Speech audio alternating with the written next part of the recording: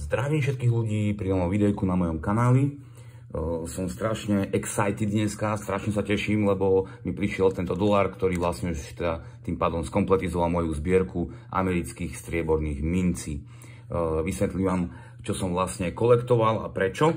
Tu napravo je pre porovnanie uncová minca, ktorá váži 31,1 gramu, hej, a je to čisté striebro. Toto je čistá uncová minca z americkej mincovne. A pre porovnanie tu máme teda tieto nové mince, pre mňa teda nové, ktoré tvoria 90% striebra. Hej, toto sú obehové mince. Toto je investičná americká uncová, 31,1 gramu. Toto sú mince, ktoré boli v obehu v určitých rokoch. Začnem od tej najmenšej, a teda od 10 centu, hej, tzv. Dime. Ja vám to tu troška zozumujem. Veľmi pekný, malý kvotrik, very shiny. Neviem, či to môžete vidieť, ale fakt je shiny. Krásna minca. Ľúbi sa mi tento, myslím, že je z roku 1942. Troška ho posunieme. 1942, takže myslím si, že to bolo počas vojny. Tiež very shiny, 90% striebro. Takže toto je vlastne 10 centiak. Teraz si pozrieme quarter, tzv. 20 cent. Hej, tento je z roku 1950. Trocha ho oddielím. Pozrite sa napríklad na tie rozmery, hej. Keď vidíte ten 10 cent pomeru na tú uncovú mincu 31 gramovú, tak tento malinký má možno tak 4-5 gramov. Konkrétne váhy samozrejme mám napísané a dajú sa zistiť na internete, čiže to nejako nedržím popísané. Veľa ľudí to má napísané na týchto púzdrach, fixko alebo takto, ale ja by som to rád držal takto čisté v mojej kolekcii. No a teda máme tu quarter z roku 1950, čiže už po vojne, viac menej druhej svetovej, tiež obsahuje 90% striebra. Je to teda 25 cent quarter, hej. Z druhej strany má takéhoto igla. Very shiny, very nice. Strašne sa mi ľúbi ten relief. Veľmi pekne. Tento konkrétne nemá ani marking. Väčšinou by mám znak tej mincovne, ktorá toho razila, či už išlo Washington, Philadelphia alebo Denver. Tak tento konkrétne nemá, a teda ide o washingtonský. Tie, čo boli z Washingtonu vyrazené, tak nemajú značku. Teraz sa pozrieme teda na 50 cent. Pozreli sme si 10 cent, 25 cent, teraz tu máme 50 cent, tzv. 50 cent. Tiež veľmi krásna minca, 90% striebro a táto je z roku 1952. Z druhej strany je na ňom zvon a tento je vyrazený, myslím, že v Denveri. Ako vidíte to Dčko tam hore nad tým zvonom, jak máte nápis United States, tak jak je to E, tak medzi zvonom a Ečkom vidíte taký malý znak, že D. Malo by ísť teda o denverskú mincovňu, tiež 90% striebro. Je už vidieť na tej orlici tu napravo, je vidieť na tom krídle, že tá minca bola v obehu. Vidíte, že je to dosť zošúchané to krídlo. Takisto aj tento prask na tom zvone si veľa ľudí myslí, že to je chyba, ale to nie je chyba, tak to bolo naozaj vyrazené, lebo ten zvon v realite má naozaj na sebe takýto krek, takúto puklinu.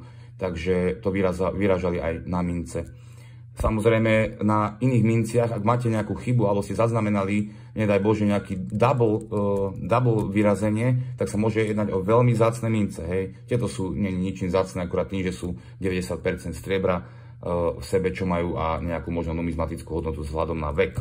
No a najväčší, čo tu máme, je tento dolár.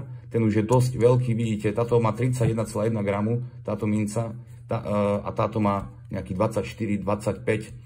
A táto konkrétne z roku 1922, jedná sa o tzv. Peace dolár.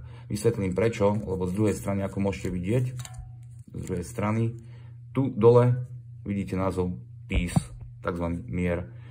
Prečo tam je takýto nápis? Lebo tento dolár je z predvojnového obdobia, hej, a boli tam proste medzi prvou a druhou svetovou vojnou takéto doláre tlačené v Amerike, alebo vyrazené, pardon za výraz, vyrazené a označujú sa ako Peace dolár. Môžete vidieť, veľmi shiny, tiež 90% striebro.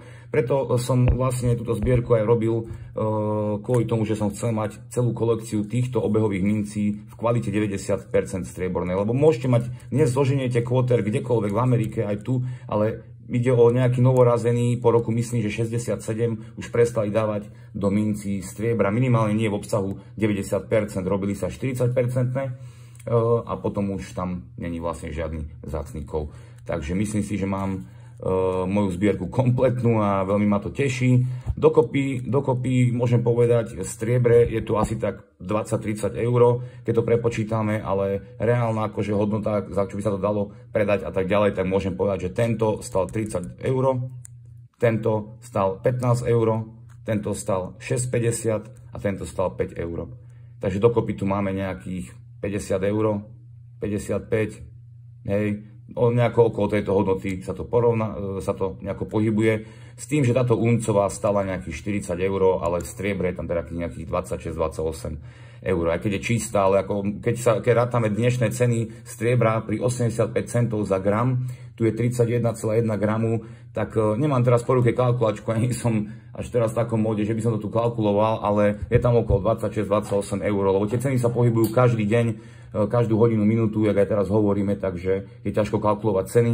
Každopádne drahé kovy nešli dole, vždycky išli iba hore a teda budem asi nejako sa snažiť viac stekovať akýkoľvek takýchto mincí. Osobne si viac kolektujem, nazvime to takto, viacej si zbieram a cením samozrejme tie čisté mince investičné, tie uncovky, vzhľadom aj na ich cenu, dostupnosť a takú, by som povedal, že kompatibilitu, lebo tá jedna má 31 gramov, čo je nejakých 25 eur, hej, je to také, dá sa to lepšie s tým platiť. Napríklad, keby máte nejakú zlatú mincu veľkú, v takejto hodnote, tak by bolo okolo možno 2000-3000 eur a s tým na platenie nejakých bežných vecí alebo na malé transakcie by bolo ťažké asi tú mincu rozrezať, takže ja osobne sa nejako špecializujem alebo chcem teda viacej zbierať tieto uncové mince, ale táto kolekcia sa stala pre mňa taká malá úchylka, taký malý hunt za zbierkou týchto obežných dolárov v klasickej nominálnej hodnote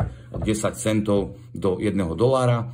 A ešte niekto mi môže povedať, že sú aj 5 centy, áno, ale 5 centy neboli robené zo striebra a keď sa nejaký nájde, tak je veľmi vzácna, tá cena je pre mňa, by som povedal, že niečo, čo si nemôžem dovoliť, ale za tento som bol ochotný zaplatiť 30 eur. Je naozaj krásny, bol iba jeden jediný v Československu na burze, ku ktorej som mal prístup, takže tento si cení najviac, ten je proste pecka, celkovo celá kolekcia dáva význam, až keď je kompletná a pre mňa je teraz kompletná.